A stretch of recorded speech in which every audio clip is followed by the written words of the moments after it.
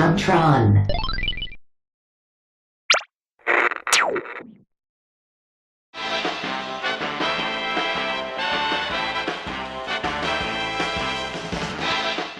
Last time on JonTron.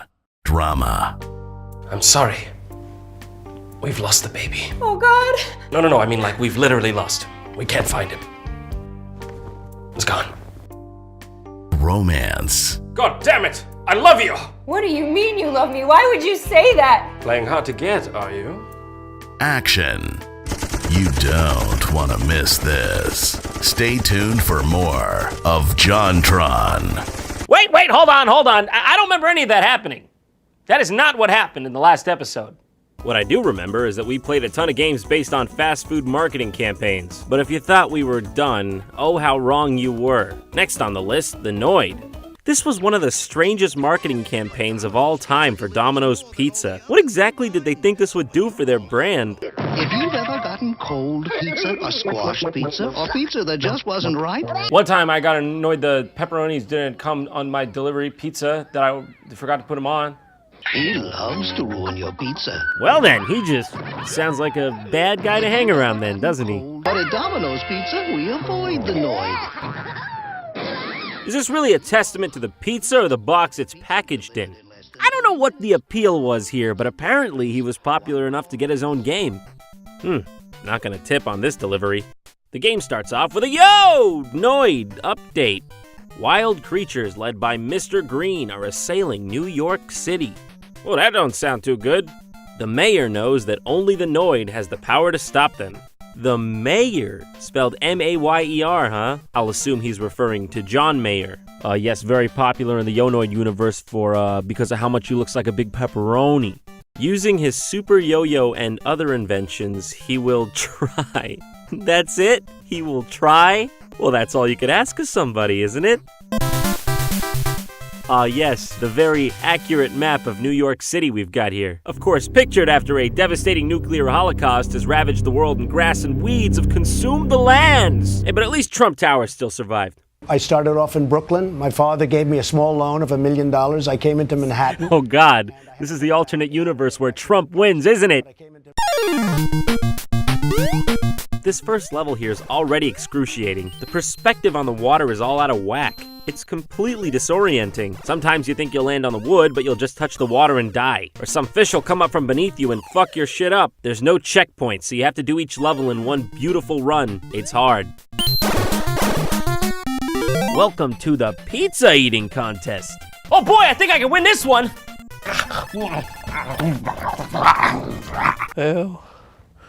Ouch. Way too much to the pizza. Oh, it hurts real bad.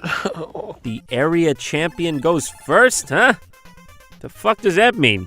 After the end of each level, you get to this strange card game thing. Apparently the pink guy's the area champion? I don't really understand the rules at all. How many pizzas do I want? But what kind of question is that? Give me them all! From what I can gather, you just pick a bigger number than he picks, and whoever picks the bigger number wins the battle. The first to fill his pizza meter down here wins overall. Pizza meter. I said pizza meter. Don't forget that, ever. Tell that to your kids. Tell that to your grandchildren. So it's just luck, I guess. Why would you ever pick the smaller number? Hee hee, I creamed. Yeah, okay, just as long as it's not on my delivery guy. Isn't that overdoing it? Hey, you're the one that's the supposed champion of this shit. You're the one making me do it. Oh, I get it now. I need to eat a pizza because I'm having a fucking panic attack over here. I gotta stress eat. Chester Cheetah also had his own game way back when. Chester Cheetah, too cool to fool.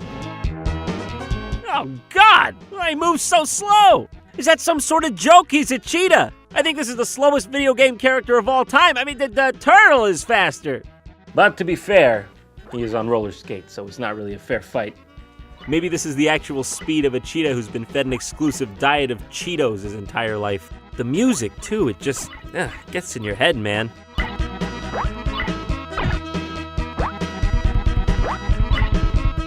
If you want to run, which is still not fast, by the way, if you could believe it, it might be slower. You gotta hold down a button, and then he's like, I'm gonna do it. He doesn't even do it right away. It's the most unsatisfying, anticlimactic thing ever. But at least I can hump the ground in a pipe, in a cave. Pipe. Can't get to the exit, but I can do this. Yeah, you ain't touching this. Come back when you're older, Daddy-O. Hey, what about the Kool-Aid Man? He's kind of interesting. Does he have any games? I could have sworn I had something around here, but I thought I misplaced it.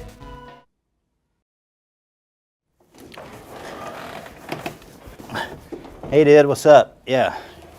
Here's your game, buddy. Your Kool-Aid game here, man. Here you go. I'm the Kool-Aid guy. Yeah, there it is. Oh, thanks. No problem, buddy.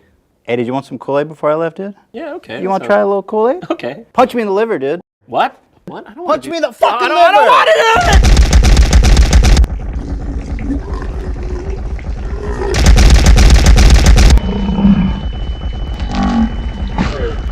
it! Man! I said just once, man! Oh. That was fucked up. All right, this is Kool-Aid Man for the Atari.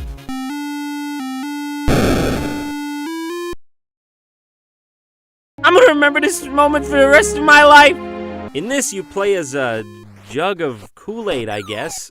If you touch any of these cherry bomb guys, your pitcher goes all around the goddamn place, bouncing from wall to wall. But occasionally, the cherry bombs stop to take a diabetic, sugar-lined piss, and then for some reason at that point, you can collect them? Huh? What? I can't move anymore. The darkest night has only just begun. I have no idea what just happened. The game just stopped. I mean, I'm in a real loss. It just went black and stopped. I'm not even trying to make a joke here. Can anyone make sense of this? I know it's an old game, but it's not even trying to be coherent. So I'll fill you in. Apparently what's happening here is that below all of this is a body of water. Very obvious, I know. That these guys, known as thirsties, are sucking up through straws. Yeah, those are straws, I guess. Not sure what the multicolor thing is about, but hey, like I said, this was 1983. Anything was possible. They elected Ronald Reagan, and he was pictured at least several times with a chimpanzee. He ran the United States, so was also in the feature film Bedtime for Bonzo, you know. You can only collect these guys if they're drinking the water. If the water goes down all the way, you lose. Truth be told, I don't know why I didn't buy this game twice. Up next, the California Raisins. Also known as one of the most terrifying commercial campaigns to ever grace the United States. They made Michael Jackson a dried fruit. The king of pop, they've made him a sun-bleached grape. Now you may not even have known this game existed, but that's because it technically doesn't.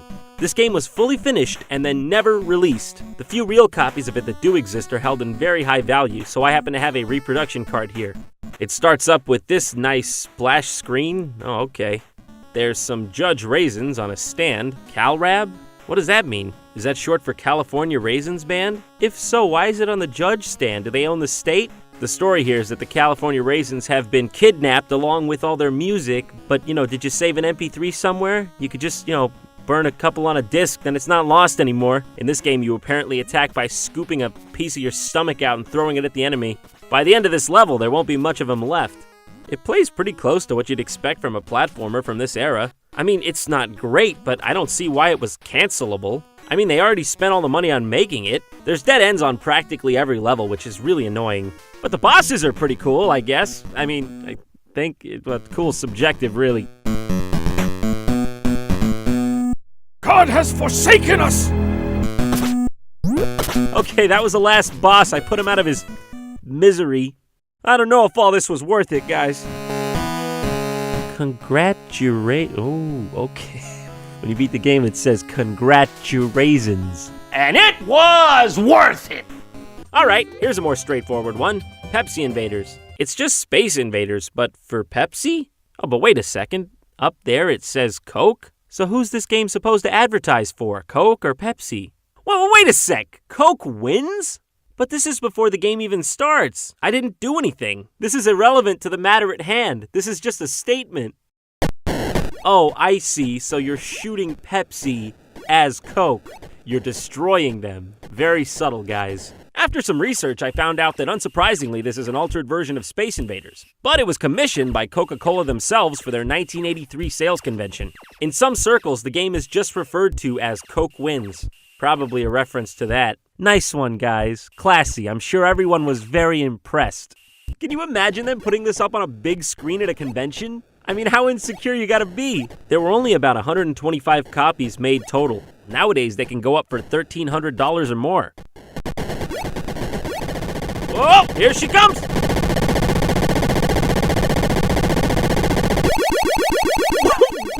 What? If you wait for the pee to come down and kill you, it just never does. What can I say, guys? You have such a superior product that Pepsi can't even win when it wins! Yeah! Coke wins! Fuck you, Pepsi! Fuck your mother in your own bed! Okay, Coke, we get it. You had your chance. Let's see how a tasteful company like Pepsi would market their product.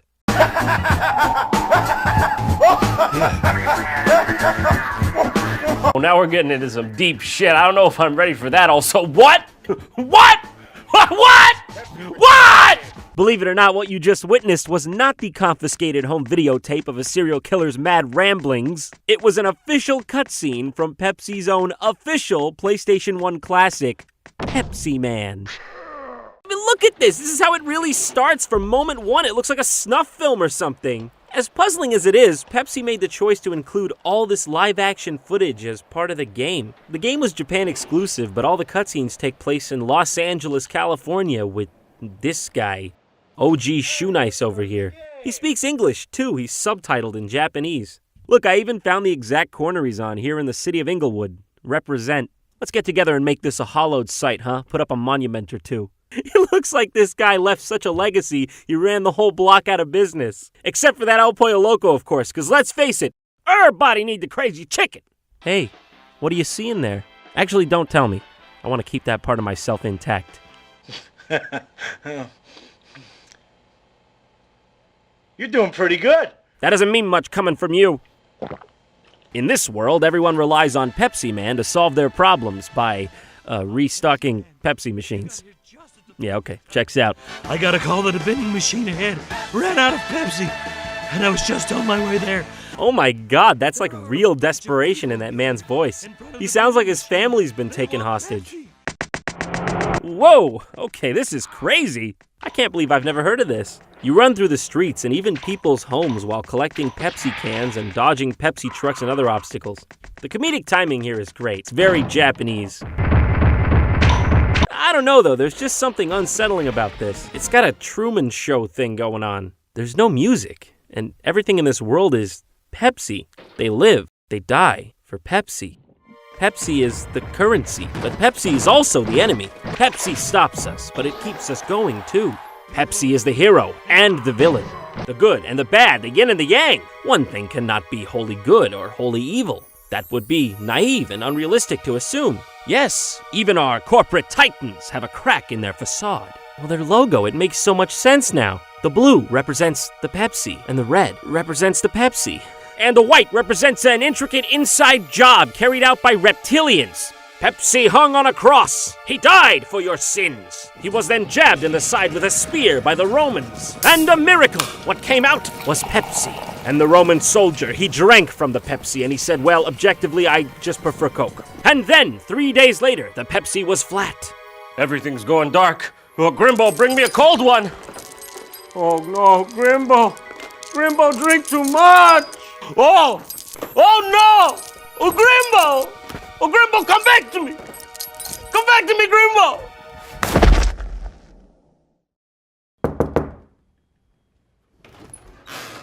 Hey, anyone home? We noticed that the tracking chip in your last Macaulay Culkin head bus broke, so we brought you your emergency replacement. Oh, wow. What happened here? Sorry. I mean, I was playing these video games based on food, and I guess things got a little carried away. Oh my God. I see now. I finally get it. It's all clear. The true meaning of Thanksgiving isn't food, or thanks, or family, or being a good, balanced person with personal responsibility. It's that video games cause everything that's wrong in the world, like obesity, real-life violence, and misogyny. That makes perfect sense. I see now. Thank you. This is hilarious. God bless the U.S. media. A lot of you come to me asking how to make a YouTube video, or just a video in general, really. Well, it just so happens my sponsor for this episode, lynda.com, has all the answers you seek. Anything ranging from software questions to the more creative questions. They just so happen to give wonderful tutorials on Adobe Premiere, Adobe After Effects, and Photoshop, all of which we use here at JonTron. But that's not all. Primarily, they're an online learning platform that has over 3,800 on-demand video courses on everything ranging from learning how to run or start a business, learning a new technology, or just learning how to do this. But if you go to lynda.com/JonTron, you can get a 10-day free trial, no strings attached. I'm telling you, these are some really quality tutorials that'll help you a lot. So thank you so much for watching, and I hope lynda.com helps you sharpen your personal or professional skills. Just don't sharpen it too much, because then you'll become a blade. You might hurt somebody.